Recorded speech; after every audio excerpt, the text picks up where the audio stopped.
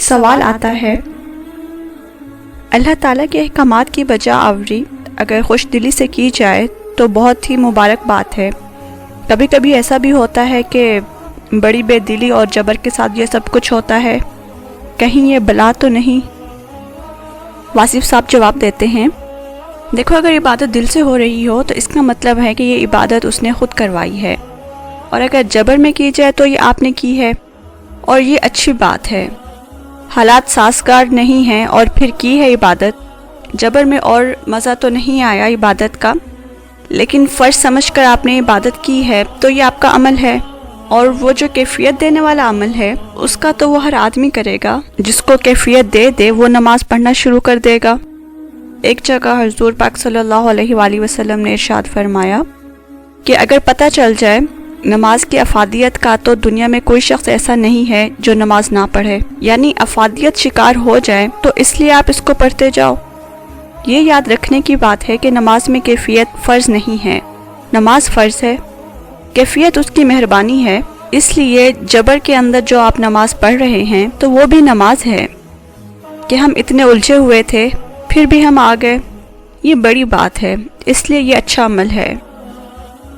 پھر اگلا سوال آتا ہے، موجودہ دور میں صراط مستقیم آدمی کس طرح پا سکتا ہے، جبکہ آج کل اتنے فرقے ہیں کہ ایک کے پاس جاتا ہے تو کچھ اور سیکھتا ہے، اہل حدیث اور کہتے ہیں، سنی کچھ اور، شیعہ کچھ اور، کافروں کے پاس جاتا ہے آدمی، قادیانیوں کے پاس جاتا ہے تو وہ کچھ اور بتاتے ہیں، لیکن ایک جاہل اور ان پڑھ آدمی کیا کرے؟ واصف صاحب جواب دیتے ہیں، ان پڑھ اور جاہل آدمی کو ایک کام ضرور کرنا چاہیے کہ جب تک پیشنٹ یعنی کہ مریض شفا یاب نہیں ہوتا ڈاکٹر کی تلاش نہیں چھوڑنی چاہیے۔ ایک تو یہ بات یاد رکھو، پھر آپ یہ گلہ کریں گے کہ وہ ہومیوپیتھک ہے، یہ حکیم صاحب ہے، یہ ڈاکٹر صاحب ہے، لیکن جب تک مریض صحت یاب نہ ہو ڈاکٹر کی تلاش جاری ضرور رکھو۔ یہ بات سمجھ آ گئی آپ کو؟ دوسرا، اسلام بڑا آسان مذہب ہے۔ جس دن اور جس وقت اعلان فرمایا گیا، اسلام دینے والے نے کہا کہ آج کے دن ہم نے تمہارے لیے دین مکمل کر دیا، نعمت کی انتہا کر دی۔ جب دین مکمل ہو گیا، ایک خاص وقت ہے، کل ہوا کہ پرسوں ہوا، بہت عرصے پہلے کی بات ہے، اس کے بعد مکمل میں جو اضافہ کیا آپ نے وہ نکال دو۔ مکمل میں اضافہ مکمل کے خلاف ہے تو اس میں تحقیف کرو۔ قرآن پاک اللہ کا کلام ہے، اس میں خنزیر کا لفظ ہے، شیطان کا لفظ بھی ہے یہ قرآن پاک، خنزیر کا لفظ موجود ہے، شہوت کا لفظ موجود ہے، ہر شے ہی موجود ہے، لیکن ہے قرآن، مقدس میں غیر مقدس موجود ہے۔ آپ بات سمجھ رہے ہو نا؟ مقدس اس لیے کہ لکھنے والا یا دینے والا اس کا اللہ ہے۔ اگر اسی کتاب کا مصنف کوئی اور ہو تو ملی جلی کتاب ہے۔ تو اب آپ سوال کی طرف آؤ، جب تک آپ خود سچے نہیں ہوتے آپ کے لیے سچ کی تلاش بے معنی سفر ہے۔ جب تک آپ کسی ایک کو سچا نہیں مانتے تب تک کسی کے راستے پر چلنا بھی بے معنی ہے۔ اب دو چیزیں آپ کو کرنی ہیں۔ نمبر 1، کسی ایک کو سچا مانو، اس کی تعریف کیا کرو، وہ جھوٹ کے تب بھی سچ ہے۔ ٹیچر بتاتا ہے کہ ایسے پڑھو، کہتا ہے اس کو ایسے کیوں پڑھے؟ وہ کہتا ہے اس کا فارمولہ ہی ایسے ہے، آپ اس فارمولے کے عین مطابق پڑھو۔ استاد اس کو مان لو یا خود استاد بنو۔ اس نے الف سے آگے بے پڑھایا، وہ کہتا ہے ملا جی الف کے بعد ہم نے نہیں پڑھنا۔ اگر تم نے چاول نہیں دیکھے تو دکاندار نے جو دیا تم وہ لے کے آ جاؤ گے۔ جو چیز لینے چلے ہو اس سے آشنائی پہلے ضروری ہے۔ اب اس میں فرق نہیں، شریعت میں کہیں بھی فرق نہیں ہے۔ اللہ کو مالک مانو، کہیں دقت نہیں ہے، کسی کے اندر دقت نہیں ہے۔ حضور اکرم صلی اللہ علیہ وآلہ وسلم کو پیغمبر مانو، کوئی دقت نہیں آئے گی۔ اسلام کو مانو، کوئی دقت نہیں آئے گی۔ اپنے آپ کا بھی تھوڑا سا احترام کرو، 4 دن بعد مٹی میں مل جانا ہے، کچھ تو خیال رکھ لو، ایک وقت کے بعد چلے جانا ہے۔ اب کہیں نہ کہیں اصلاح چاہیے اس کی۔ اصلاح کے 2 فارمولے استعمال کرنے والا کبھی اصلاح نہیں کر سکتا۔ ایک فارمولے سے اصلاح ہوگی، ایک استاد بناؤ کوئی بھی۔ اب دیکھو، اہل حدیث بھی ٹھیک ہے، بریلوی حضرات بھی ٹھیک ہے، اہل فکر بھی ٹھیک ہے، اہل ذکر بھی ٹھیک ہے، لیکن وہ آدمی جھوٹا ہے جو اہل فکر میں بیٹھتا ہے اور اہل ذکر میں بھی بیٹھتا ہے۔ बरेलवी में भी बैठता है, देवबंदी में भी बैठता है, वो आदमी झूठा है। ये चारों पांचों तबके अपनी अपनी जगह पर दुरुस्त हैं। अगर कोई चारों में बैठता है तो वो झूठा हो जाएगा। इसलिए कहीं सेटल डाउन हो जाओ, फिर आपको समझ आ जाएगी कि ज़िंदगी का मेला क्या है। Try to settle down somewhere, फिर आप पर आश्कार होगी बात। इसकी मिसाल यूं देते हैं कि अंधों ने हाथी देखा, अब बैठकर मवाजना कर रहे हैं। देखा क्या देखा, अंधे हैं बेचारे। सूंड वाले ने कुछ देखा, जिस्म वाले ने कुछ देखा। जिसने पूरा हाथी देखा वो कहता है तुम झल्ले हो, तुम सारे सच कह रहे हो, लेकिन सच इससे बड़ा है। इसलिए जिसने जितना जितना सच देखा उसको उतनी उतनी समझ आ रही है। आप कोशिश करो कि आप ज़रा वैरायटी में आओ और पूरा सच देखो और इन लोगों की ज़िंदगी को आसान बनाओ। ये बेचारे बदनीयत नहीं हैं, कुछ अपनी अपनी मजबूरियों में हैं। आप मुसलमान लोग हो, अल्लाह के साथ तुम्हारा ताल्लुक़ है, अल्लाह के महबूब मोहम्मद सल्लल्लाहु अलैहि वसल्लम के साथ तुम्हारा ताल्लुक़ है, कुरान पाक के साथ तिलावत का ताल्लुक़ है और ज़िंदगी के साथ मोहब्बत का ताल्लुक़ है। इसको लुत्फ़ के साथ गुजारो, बहस नहीं है। फिर इंशाअल्लाह ताला मसला हल हो जाएगा। किसी एक तरफ लग जाओ, लेकिन किसी एक तरफ। और फिर अगला सवाल आता है, इसी तरह अगर कोई हक की तलाश में निकल जाता है तो फ़र्ज़ करें अगर वो कादियानियों के पास पहुंच जाता है तो। वासिफ साहब जवाब देते हैं, पहुंच जाने दो, वहाँ रहते हैं लोग, आप तो नहीं जा सकते। आप सिर्फ बहस कर सकते हो, आप उनके पास कभी नहीं जा सकते। जब आप नहीं गए तो आप नहीं कह सकते कि फ़र्ज़ करें मैं उनके पास चला जाता। कैसे चला जाता, वहाँ तो तुम थे ही नहीं। फ़र्ज़ करें मैं एक्सीडेंट की जगह पर होता हूँ तो मर जाता वहाँ पर, लेकिन तू वहाँ था ही नहीं। अब क्या कहता है, तो कादियानियों के पास नहीं गया, तो अगर वहाँ जाता तो क्या होता। ये है इमेजिनरी एक्सीडेंट, ऐसा event which does not happen. अगर हैपन होता है तो हर चीज़ हैपन हो जाती है। लिहाजा ये सब मफरूज़े हैं। आपने अल्लाह का सफ़र करना है, ज़िंदगी के अंदर करना है। 4 दिन की ज़िंदगी है, इसको ज़्यादा मुबालगा आराई में ज़ाया ना करो। अक़ीदत का सफ़र है, आराम से तय कर लो। इंसानों के साथ डीलिंग अच्छी कर लो और उनके साथ सलूक बेहतर करो। अल्लाह आप पर बहुत खुश है। अल्लाह इस तरह डील नहीं करता जिस तरह के लोग कहते हैं। आप सुन्नी बन जाओ, शिया बन जाओ, सारे ही चलते आ रहे हैं, लेकिन झूठा शिया बड़ा झूठा है, झूठा सुन्नी बड़ा झूठा है और झूठा काफिर भी बड़ी बुरी शय है। सच्चा काफिर भी होता है, अगर शिकस्त खा जाए तो कलमा ज़रूर पढ़ता है। यही हुआ पहले यहाँ पर। फ़कीर आए, दरवेश आए, काफिरों से मुकाबला किया, जोगियों से मुकाबला किया। वो शिकस्त खा गए तो बोले सरकार अब हम कलमा पढ़ेंगे। आज का मुसलमान 10 मरतबा शिकस्त खाएगा और फिर भी कलमा नहीं पढ़ेगा। कोई मुनाफिकत वाली बात आ गई है, इसलिए आप मुनाफिक ना बनना। एक तरफ चलते जाओ और बाकी लोगों के लिए दुआ करो, अच्छा रास्ता मिल जाएगा खैर से। फिर अगला सवाल आता है, कुरान पाक की एक आयत है, इसके मुताबिक हर ग्रोह है जो अपने नॉलेज के मुताबिक खुश है। सही है या गलत है, लेकिन एक आदमी जो BSc या MSc करता है उसे आमतौर पर इस्लाम का पता नहीं होता। वो जब इस्लाम की जुस्तजू में निकलता है तो किस तरह किसके पास जाए। वासिफ साहब जवाब देते हैं, देखो आप करीब करीब हो, अगर थोड़ी बात समझो। समझने का आसान तरीका बताता हूँ, समझना ना शुरू कर देना, ये पहली बात है। समझने की कोशिश ना करो, आप समझना शुरू कर दोगे। किसी तलाश, किसी सफ़र, किसी की ज़रूरत जब तक अंदर से बेदारी पैदा ना हो, बेमायनी है, गुमराही है। अब आप किसी के कहने पर सफ़र कर रहे हो तो बात बेमायनी हो जाएगी। उसने कहा भैंस बीमार है, बोला ये दवाई पिला दो, उसने दवाई पिला दी, भैंस मर गई। उसने कहा ये क्या दवाई पिला दी, कहता है मैंने भी अपनी भैंस को ये दवाई पिलाई थी। कहता है तेरी भैंस का क्या बना था, कहता है मर गई थी मेरी भी भैंस। बात यह है कि तुम किसके कहने पर सफ़र कर रहे हो। अल्लाह का कुछ छोटा सफ़र नहीं है। बग़ैर दलील की अल्लाह की तलाश में चल पड़ा। छोटी सी चीज़ लेनी होती है बाज़ार से तो पूछते हैं क्या करना है, कहाँ जाना है, क्या इसके इंतज़ामात हैं, क्या वाक़यात हैं। اور آپ گھر سے نکل کر BSc سے پہلے بلکہ رزلٹ سے پہلے اللہ کی تلاش میں نکل پڑے کہ تھوڑا سا وقت ہے ابھی رزلٹ آنے میں، یہ تو کوئی بات نہ ہوئی۔ تو اللہ کو تلاش کرنے سے پہلے کم از کم کچھ معلوم ہونا چاہیے اور اپنی ضرورت کے جینون ہونے کا شعور ہونا چاہیے۔ اور پھر تیسری چیز یہ ہے کہ کوئی انسان آپ کے سامنے ایسا ضرور ہونا چاہیے جس نے اس سفر میں آپ سے پہلے یہ راستہ طے کیا ہوا ہو۔ چوتھی بات یاد رکھنا کہ اللہ کے پاس جانے کے لیے جب بھی پہنچو گے انسان کے پاس پہنچو گے۔ اس بات کو پھر سے غور سے سنو، اللہ کے پاس جانے کے لیے جب بھی پہنچو گے انسان کے پاس پہنچو گے۔ سفر اللہ کا ہے، انسان پر ہی ختم ہوتا ہے۔ یہ راز کی بات ہے، یہ بہت ہی راز کی بات ہے، بعد میں سمجھ آئے گی، لیکن یہ بات جان لو کہ کچھ حقائق 30 سال تک سمجھ آتے ہیں، کچھ حقائق 40 سال کے بعد سمجھ آتے ہیں۔ لوگ کہتے ہیں کہ کچھ حقیقتیں عمر کے ساتھ سمجھ آتی ہیں، ٹائم کے ساتھ سمجھ آتی ہیں۔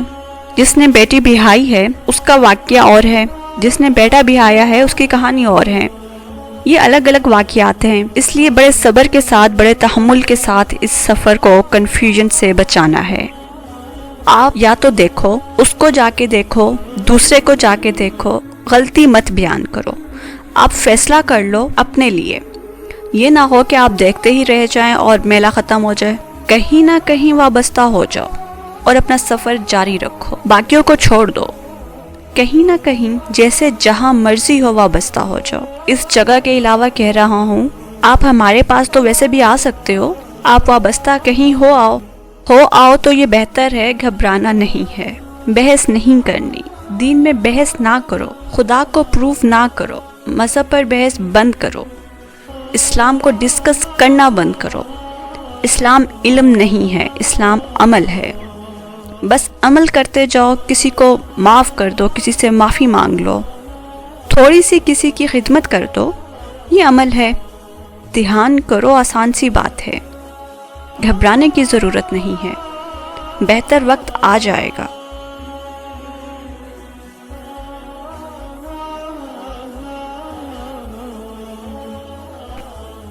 اپنے آپ کو صحیح کرنے کے لیے کیا کریں؟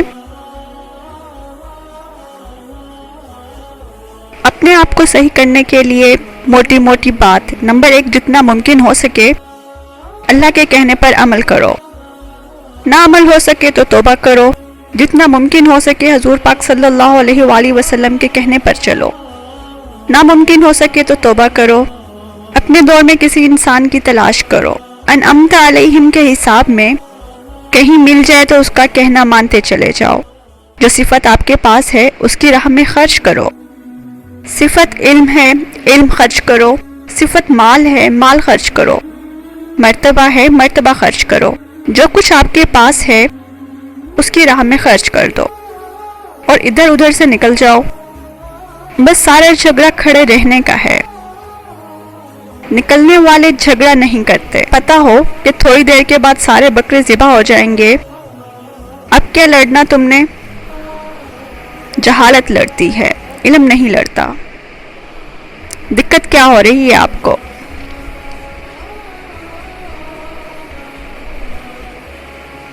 پھر سوال آتا ہے، آج کا معاشرہ اتنا ظالم ہو گیا ہے کہ اس میں نیکی نہیں ہو سکتی، ایسے میں ہم کیا کریں؟ جواب ملتا ہے، اتنا ظالم معاشرہ ہے کہ اس میں نیکی نہیں ہو سکتی، یہی سوال ہے نا۔ اس دور میں بھی جہاں نیکی نہیں ہو سکتی، عبادت نہیں ہو سکتی، آج بھی آپ کو مساجد بھری ہوئی ملیں گی، دیکھا آپ نے؟ آج بھی آپ کو خانقاہیں بھری ہوئی ملیں گی، سینما ہال بھی بھرا ہوا ملے گا۔ مقصد یہ ہے کہ یہ اپنا اپنا ٹیسٹ ہے، ہر چیز ہی بھری ہوئی ملے گی، برائی کا راستہ نیک ماحول میں بھی مل جاتا ہے اور نیکی کا راستہ بھی برے ماحول میں بھی مل جاتا ہے۔ اپنے سفر کی شرط ہے، انسان یہ نہیں کہہ سکتا کہ جی مجھے موقع ہی نہیں ملا، انسان یہ نہیں کہہ سکتا کہ جی مجھے تو نیکی کا موقع ہی نہیں ملا۔ برائی نہ کرنا بھی تو سب سے بڑی نیکی ہے، برے ماحول میں برائی کا موقع ہوتے ہوئے بھی برائی نہ کرو تو اس سے بڑی نیکی اور کیا ہے؟ اس لیے آپ گلہ نہیں کر سکتے، اگر یہ گلہ ہوتا تو پھر اللہ تعالیٰ سے اعتراض یہ ہوتا کہ 1977 تک نماز پڑھو، اس کے بعد چونکہ وقت مشکل ہو جائے گا اس لیے نماز کی رعایت ہو جائے گی۔ ایسا نہیں ہے، یہ جواب ہو ہی نہیں سکتا کہ جی حالات ایسے تھے۔ غریب کہے گا کہ میں غریب تھا، نماز نہیں پڑھتا۔ غریبوں کے پاس غریبی جواز نہیں ہے۔ دولت مند کے پاس اپنی دولت تھی، کہتا ہے میں کیا کرتا، نماز کا ٹائم نہیں تھا۔ اس لیے یہ ایسا دین ہے، اس نے دین عطا فرمایا تمہیں جس نے زندگی دی ہے، اور وہ بہتر جانتا ہے کہ اس زندگی میں کیا ہو سکتا ہے اور کیا نہیں ہو سکتا۔ لہٰذا آپ دقت محسوس نہ کرو، پریشان نہ ہو، آپ چلتے جاؤ۔ پھر سوال آتا ہے، جناب ہم اللہ تعالیٰ کو قادر مطلق مانتے ہیں، رب العالمین مانتے ہیں، ہم تک پہنچی ہے یہ بات، اسے پھیلاتے ہیں، لیکن اپنی طرف سے اس کی بارگاہ میں عاجزی اور شکستگی پیش کرنے کے لیے کون سا بہترین طریقہ ہے؟ واصف صاحب جواب دیتے ہیں، دیکھو ایک طریقہ تو اس نے بتا دیا کہ آپ اس کو بلند ماننا، ربی العظیم، ربی الاعلی، یہ دونوں اسم بلند ہے۔ بلندی کا اظہار کرتے وقت آپ جھکے ہوتے ہو، اس سے بہتر کوئی اظہار نہیں ہے، اس سے بہتر کوئی اظہار نہیں ہے کہ آپ کی بلندی سجدے میں ہے۔ آپ بات سمجھ رہے ہیں نا؟ آپ جب کہتے ہو سبحان ربی الاعلی تو آپ کی حالت یہ ہوتی ہے کہ آپ سجدے میں ہو، اس لیے اپنی عاجزی کا اظہار کرنے کا یہ طریقہ ہے کہ اس کی بلندی یا عظمت کے اظہار کے وقت آپ جھکے ہوئے ہوتے ہو۔ ایک طریقہ تو یہ ہو گیا۔ دوسرے طریقے باقی یہ ہیں کہ آپ اس کے خوف سے کوئی ایسا کام زندگی سے نکال دو جو اس کے خوف کا باعث ہو سکتا ہو، کبھی زندگی کو پیور کر لو، یا کوئی کام ایسا کرنا شروع کر دو جو اس کے شوق میں رہو، کوئی کام صرف اس کے شوق میں۔ یہ اظہار ہے کہ یہ کام فی سبیل اللہ ہم کرتے ہیں، اور یہ ہے بڑی مشکل بات۔ اور پھر کوئی کام اللہ کے لیے کرو تو ساری زندگی ہی اللہ کی خاطر ہو جائے گی۔ مثال کے طور پر آپ غور کرو کہ اگر یہ ایک ہاتھ اللہ کے لیے رکھ دو تو سارا وجود ہی اللہ کے لیے ہو جائے گا، خود بخود باقی جگہ آہستہ آہستہ اللہ کے لیے ہو جائے گی۔ آپ گھر میں ایک جگہ بنا لو اللہ کے لیے، آپ کا وہاں جانا، وہاں بیٹھنا، سارے کا سارا ماحول آہستہ آہستہ اللہ کے لیے ہو جائے گا۔ اگر آپ دل کو اللہ کے لیے رکھ دو تو خواہش اس میں اللہ کے علاوہ نہیں آئے گی۔ اب جو خواہشات ہیں وہ بتلا دو، کیونکہ دل کس کے لیے رکھا ہے؟ اللہ کے لیے۔ اب خواہش کیا آتی ہے کہ مکان بنانا ہے، تم چھوڑو خواہش۔